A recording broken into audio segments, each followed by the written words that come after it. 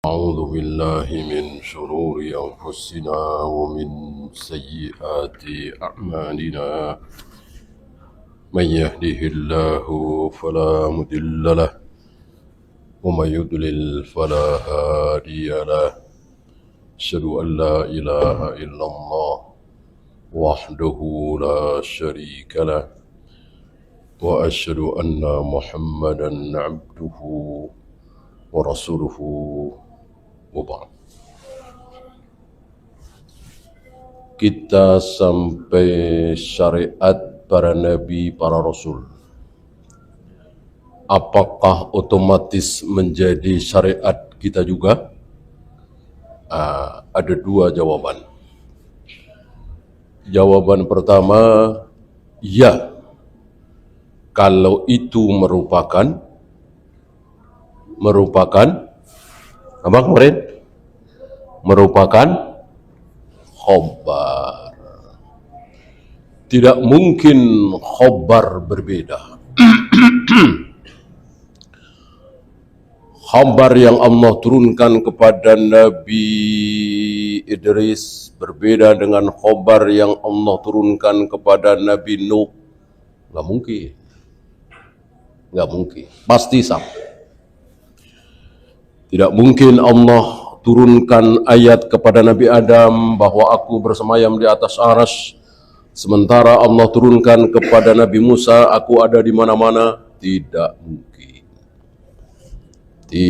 mungkin. Ini untuk khobar. Bagaimana keyakinan? Jelas. Keyakinan bagian dari khobar. Keyakinan pasti khobar. Allah menciptakan Adam dengan dua tangannya. Allah menggulung langit dengan tangan kanannya. Allah setiap sepertiga malam turun ke langit dunia. Allah menghadapkan wajahnya ke wajah orang yang sedang sholat dan seterusnya. Ini semua kan khobar semua. Khobar yang harus diyakini. Dan khobar terbesar. Kan banyak khobar, ribuan khobar dalam Al-Quran dan Sunnah. Khobar terbesar adalah khobar tentang zat yang maha besar. Siapa? Allah. Berarti khobar tentang Allah ini khobar terbesar. Oleh karena itu kekufuran terbesar adalah kekufuran menentang khobar tentang Allah. Ini kekufuran terbesar. Mengatakan zina itu halal, ini jelas kufur. Mengatakan sholat tidak wajib, jelas ini kufur. Mengatakan Nabi Muhammad bukan Nabi terakhir, ini kufur. Mengatakan Allah tidak bersemayam di atas arsy, lebih kufur lagi. Karena mengingkari khobar terbesar, khobar tentang Allah yang maha besar. Gitu ya. Ini yang pertama tentang khabar. Yang kedua, apa? Selain Al-Quran dan Sunnah, selain berisi tentang khabar, juga berisi tentang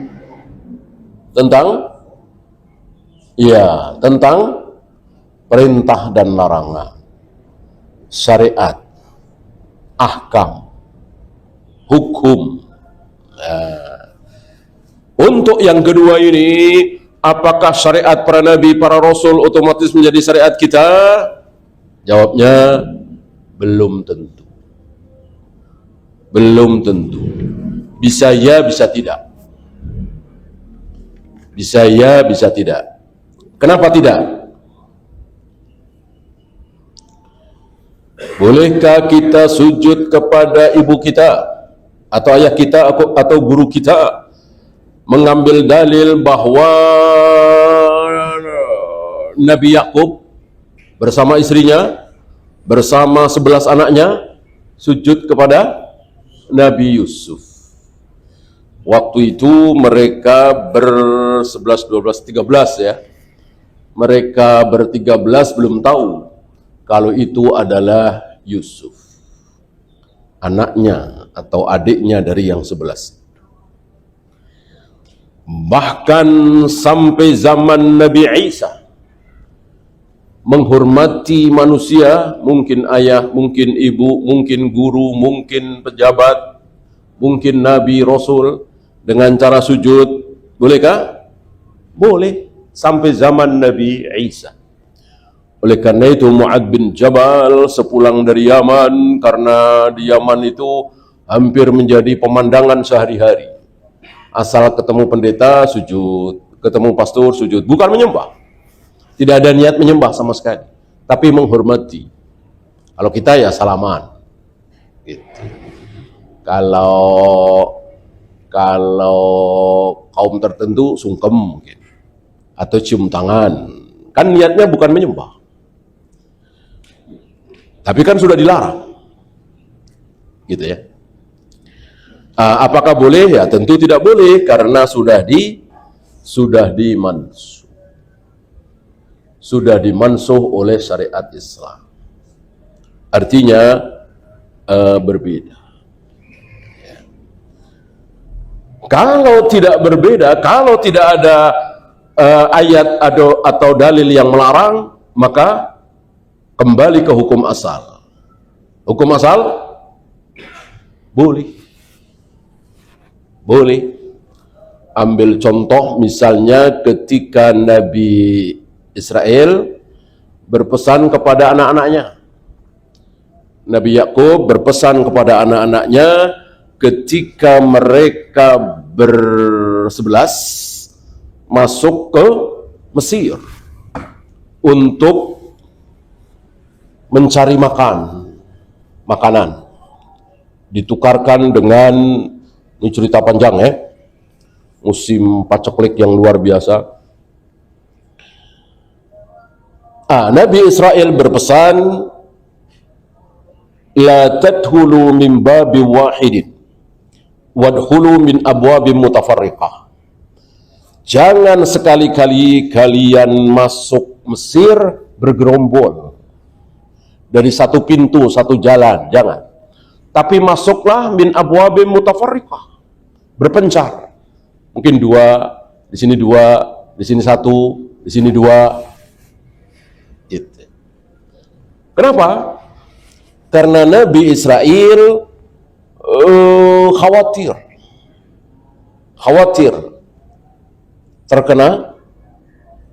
terkena ain. Antum tahu sendiri anak-anak Nabi Israel atau Bani Israel ini yang 11 ini tampannya luar biasa. Tampan luar biasa. Dan ini salah satu nikmat yang Allah berikan kepada Bani Israel. Faddaltukum 'alal 'alamin. Nah, jika 11 pemuda yang sangat tampan jalan berbarengan, tentu akan menimbulkan perhatian. Maka beliau menyuruh anak-anaknya untuk berpencar, menghindari ain. Nah, ini kan syariat. Ini kan syariat. Ahkam, hukum. Bolehkah syariat ini kita contoh, kita tiru? Bolehkah kita berhati-hati supaya kita, anak kita, bayi kita, istri kita, dan seterusnya tidak terkena ain, lalu melakukan cara seperti ini? Jawabnya, boleh. Karena nggak ada larangan. Nggak ada sabda Nabi yang memansuh. Kalau tadi kan ada. Lau kuntu amiran ahadan, ya sudah li ahadin. Seandainya aku boleh memerintahkan seseorang untuk sujud kepada sama manusia, maka aku perintahkan para istri untuk sujud kepada suami. Itu sambil beliau melarang Mu'adz bin Jabal sujud kepada beliau. Nah, untuk ini apakah ada larangan dari beliau? Tidak ada. Beliau tidak pernah mengatakan jangan takut ain, nggak mungkin sekarang sudah nggak ada lagi ain. Ain itu cuma ada di zaman itu misalnya, nggak ada. Jadi sampai zaman beliau, sampai hari ini, sampai hari kiamat, ya akan terus ada ain itu. Bolehkah kita berhati-hati dari ain dengan cara menutupi anak kita yang sangat cantik dengan cadar misalnya, ya boleh. Tidak memajang gambar-gambar foto di Facebook misalnya, di internet misalnya, khawatir terkena ain, bolehkah? Ya boleh.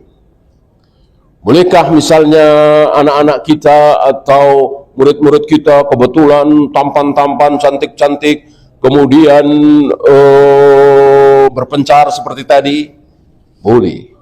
Intinya menghindarkan diri dari ain, boleh. Ya. Kenapa? Karena tidak ada dalil yang memansuh. Berarti kembali kepada hukum asal bahwa syariat para nabi, para rasul terdahulu otomatis syariat Nabi kita Muhammad sallallahu alaihi wasallam. Ya. Apalagi ditakrir oleh Nabi. Ini kan enggak ditakrir. Apalagi ditakrir oleh Nabi, ditetapkan oleh Nabi, dipuji oleh Nabi sebagaimana pujian Nabi kepada Nabi Daud. Sebaik-baik puasa adalah puasa Nabi Daud. Sebaik-baik sholat, maksudnya sholat sunat, sholat malam, adalah sholatnya Nabi Daud. Nah, itu udah jelas sekali. Ya. Ini yang jadi pembahasan kita. Nabi tidak mentakrir, Nabi tidak memuji, tapi Nabi diam. Apakah syariat Nabi tersebut, Nabi Daud misalnya, Nabi Yusuf misalnya, Nabi Ibrahim misalnya, otomatis menjadi syariat kita? Jawabnya iya. Ya. Wassahihu annaha ahkamun lana. Yang benar adalah hukum-hukum yang berlaku pada nabi-nabi dan rasul terdahulu, otomatis hukum tersebut menjadi syariat kita. Antum bisa contohkan yang lain? Sumbernya harus sahih ya.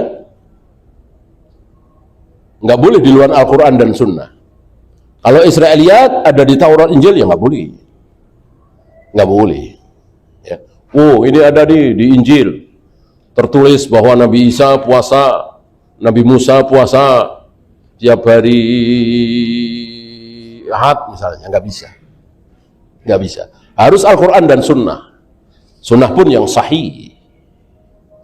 Gitu ya. Tadi kan di dalam Al-Quran, surat Yusuf kan. Apa contoh lain? Menentukan mahar dengan bekerja 8 tahun. Mahar untuk siapa? Nabi Musa. Oleh ayahnya, oleh mertuanya, calon mertuanya. Ya. Nah, Nabi Musa jelas kan perantauan seorang diri, pemuda, gak punya apa-apa tentunya, maka maharnya bekerja, ya zahirnya tanpa gaji ya, Samaniyah hijaj, 8 tahun ya. Kalau engkau mau tambah berapa? 2 tahun lagi jadi 10, itu mustahab ya. Kalau enggak ya enggak apa-apa ya. Wajibnya 8 tahun ya. Nah, bolehkah sekarang calon mertua memberikan mahar seperti itu, menentukan mahar seperti itu? Mungkin melihat calon menantunya ini pintar di bidang IT misalnya. Ini calon mertuanya ini punya perusahaan IT, gitu. Udah maharnya nggak usah apa-apa, maharnya ente kerja di perusahaan saya 5 tahun tanpa gaji, ya. Ya tentu kalau mau ya kan, nggak mau ya nggak masalah, ya. Karena tidak ada dalil memansuh ayat tadi, ya, maka boleh. Maka boleh. Ya. Oleh karena itu mahar adalah manfaat. Gitu ya. Bahkan yang lebih kurang manfaatnya, manfaat bagi si perempuan ya, itu pernah terjadi di zaman Nabi, yaitu mahar dengan, masih ingat? Hafalan surat. Ya. Bukan 114 surat, 30 juz, bukan. Mungkin 1-2 surat. Engkau hafal surat ini, engkau hafal surat ini, aku hafal ya Rasul. Nabi mengatakan, amlaktuka bihadhil mar'ah bima ma'aka minal Qur'an, tanpa kata-kata nikah. Aku kuasakan engkau terhadap wanita ini dengan hafalan suratmu itu. Tapi ini terjadi setelah Nabi menyuruh laki-laki itu pulang ke rumah mencari sesuatu, apa emas, apa perak, apa-apa. Ya. Laki-laki ini kembali lagi kepada Nabi dengan mengatakan, di rumahku tidak ada apa-apa ya Rasul. Nabi bertanya lagi, walaupun cincin besi tidak ada? Dijawab, walaupun cincin besi ya Rasul. Dari sini keluar hukum bahwa mahar adalah manfaat. Ya.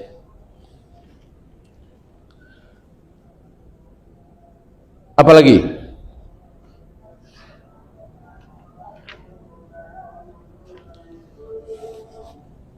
Menjauhi tempat maksiat.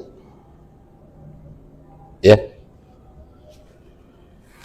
Ada contoh pada diri Nabi Lut. Ini luar biasa ya. Saya bacakan Al-Hijr ya, 65. Qala Allah Ta'ala, fa asri bi ahlika bi qit'in minal lail. Bawalah istrimu, keluargamu, wahai Lut, bi qit'in minal lail, di waktu malam. Dohirnya ini selepas tengah malam. Kalau istilah kita selepas 12 malam. Wattabi adbarahum, dan ikuti mereka dari belakang. Jadi Nabi Lut disuruh mengawasi istrinya, keluarganya, umatnya yang percaya, yang taat kepada beliau, dari belakang. Wala yaltafit minkum ahadun,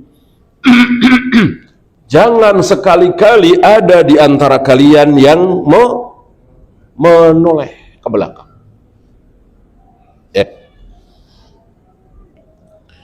Wamdu haitsu tu'maru, dan berjalanlah terus sebagaimana yang aku perintahkan. Ternyata istrinya nengok ke belakang, ikut terkena musibah. Apakah syariat ini masih berlaku pada diri kita, bahwa kita disuruh meninggalkan negeri maksiat, daerah maksiat, daerah yang penuh dengan maksiat? Jawabnya masih. Ya. Kan sangat mudah bagi Allah. Kan setelah Nabi Lut dan umatnya pergi meninggalkan negeri Sodom itu, apa yang terjadi? Apa yang terjadi?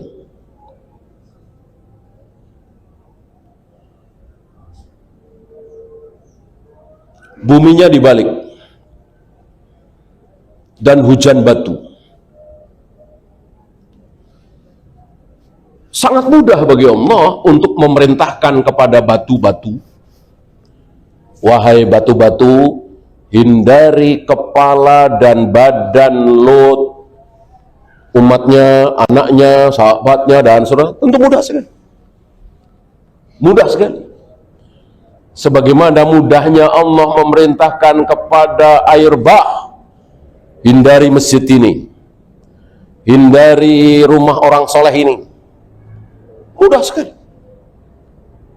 Ya. Allah perintahkan kepada air tsunami untuk menghindari tempat-tempat pesantren misalnya. Bisakah Allah? Bisa sekali, kecil. Tapi Allah tidak mau. Karena Allah sudah bikin aturan, namanya sunnatullah. Allah telah bikin sunnatullah, bahwa ketika musibah itu datang, apa angin yang luar biasa, apa tsunami, apa gempa bumi, apa banjir, maka tidak pilih-pilih. Rumahnya ahli maksiat, pelacur, germo, rumahnya kiai, rumahnya dai, tidak pilih-pilih. Padahal kalau Allah mau pilih-pilih, bisa sekali.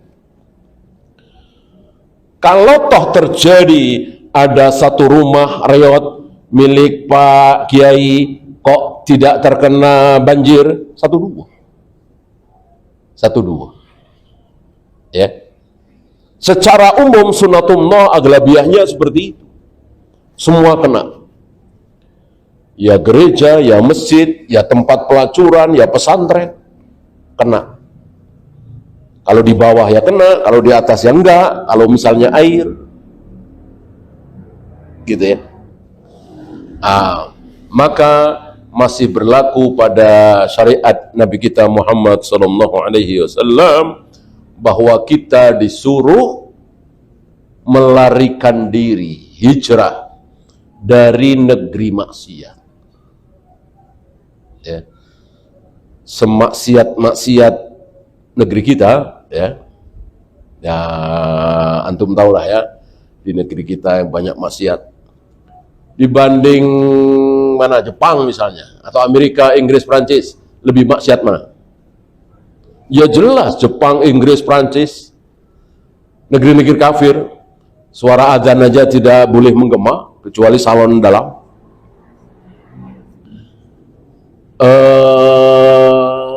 Ya perzinahan luar biasa.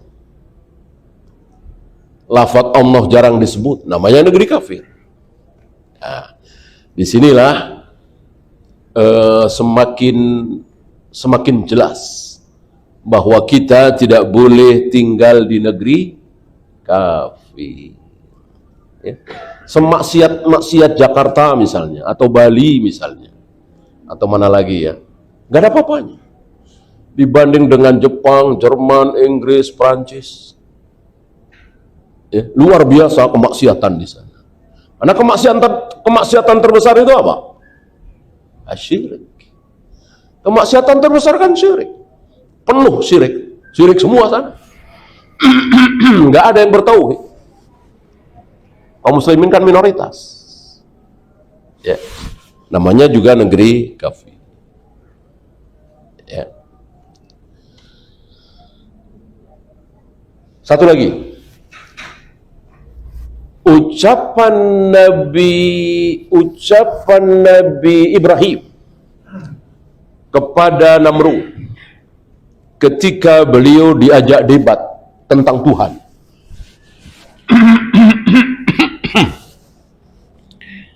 Antum tahu perdebatan ini berakhir dengan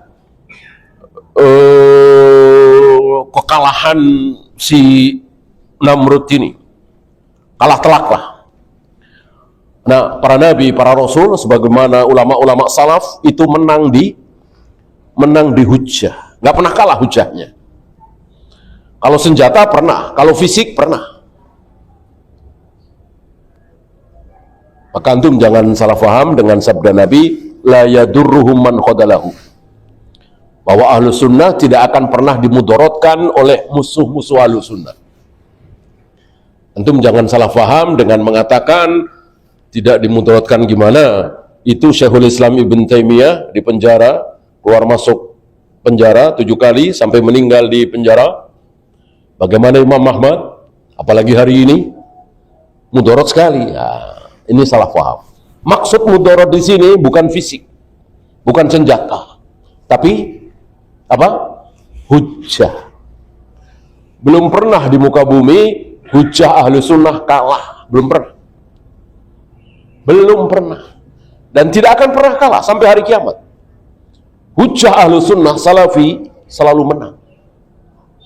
Ya, hatta baru belajar 3 bulan 4 bulan. Ya, punya hujjah. Ya. Baru belajar salaf setengah tahun, dia bisa mengalahkan profesor, doktor, kiai haji, habaib tentang maulid Nabi dengan mudahnya.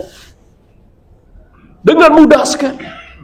Sesuai dengan janji Nabi SAW, la yadurruhum man khadalahu. Ini diawali oleh nabi-nabi, termasuk Nabi Ibrahim. Nabi Ibrahim dalam debatnya tentang ketuhanan itu bisa bikin Namrud apa istilah kita, hancur. Maka akhirnya dibakar kan. Nah, kemudian salah satu ucapan Nabi Ibrahim ketika ditanya Allah Tuhanmu itu seperti apa? Dijawab oleh Nabi Ibrahim yang baik-baik. Yang baik-baik. Allah itu menghidupkan, Allah itu memberi makan, Allah itu memberi minum, Allah itu menciptakan, gitu ya. Nabi Ibrahim tidak menyebut, termasuk Allah itu menyembuhkan, gitu ya. Nabi Ibrahim tidak menyebut Allah membikin aku sakit, gitu. Allah mengazab, apalagi Allah menghancurkan misalnya. Walaupun tentu jelas, tentu Nabi Ibrahim yakin sekali bahwa yang membikin beliau sakit adalah Allah. Tetapi Nabi Ibrahim tidak menyebut. Nabi Ibrahim hanya mengatakan wa idza maridtu fahuwa yashfini. Jika aku sakit, maka Allah lah yang menyembuhkan aku. Nabi Ibrahim tidak mengatakan jika Allah membikin aku sakit, maka setelah itu Allah sembuhkan aku. Tidak. Kenapa? Karena sakit kan tidak baik. Tidak dinisbatkan, tidak disebut oleh Nabi Ibrahim sebagai akhlak, sebagai adab. Nah, apakah perbuatan Nabi Ibrahim ini masih sunnah kita contoh, kita tiru? Padahal ini Nabi Ibrahim bukan Nabi Muhammad. Jawabnya iya. Iya. Maka sunnah bagi antum, bagi saya, bagi kita semua, kalau bangkrut jangan bawa-bawa Allah. Salahkan diri kita. 2020 bisnis saya luar biasa melejit. 2023 Allah bikin saya bangkrut. Bagus begitu? Jangan. Ya. 2023 bangkrut saya. Mungkin karena saya terlalu gegabah. Mungkin saya terlalu percaya sama orang yang baru saya kenal. Mungkin saya terlalu ambisi. Belum apa-apa sudah buka cabang sini, buka cabang sini. Nah, salahkan diri kita. Jangan langsung ini kehendak Allah, emang Allah bikin saya bangkrut. Kalau secara keyakinan iyalah, kita yakin sekali. Tapi jangan disebut. Ini mengikuti sunnahnya Nabi Ibrahim alaihi salatu wassalam. Wa idza maridtu fahuwa yashfin. Jika aku sakit, maka Allah lah yang menyembuhkan aku. Tentu kita yakin sekali Nabi Ibrahim pasti tahu dan yakin bahwa kalau beliau sakit, yang bikin sakit siapa? Tentu Allah, tapi nggak disebut. Nah, sebaliknya ketika kita baru dagang 7 bulan, luar biasa. Melejit luar biasa. udah kebeli mobil, udah kebeli rumah, padahal belum setahun. Nah, kalau ditanya, pulangkan kepada Allah. Ketika ditanya ya, saya juga nggak tahu ya, perasaan saya sama yang lain biasa-biasa sama aja. Ini memang kehendak Allah, pertolongan Allah. Gitu. Sembunyikan kehebatan kita, sembunyikan keahlian kita. Ya, beda dengan orang-orang kafir, nggak bawa-bawa Tuhan mereka. Ya, kalau ditanya, tonjolkan.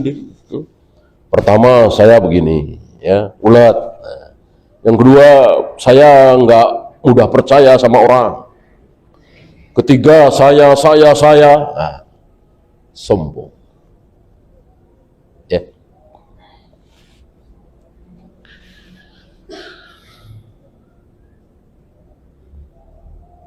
Satu lagi barangkali, qad ujibat da'watukuma.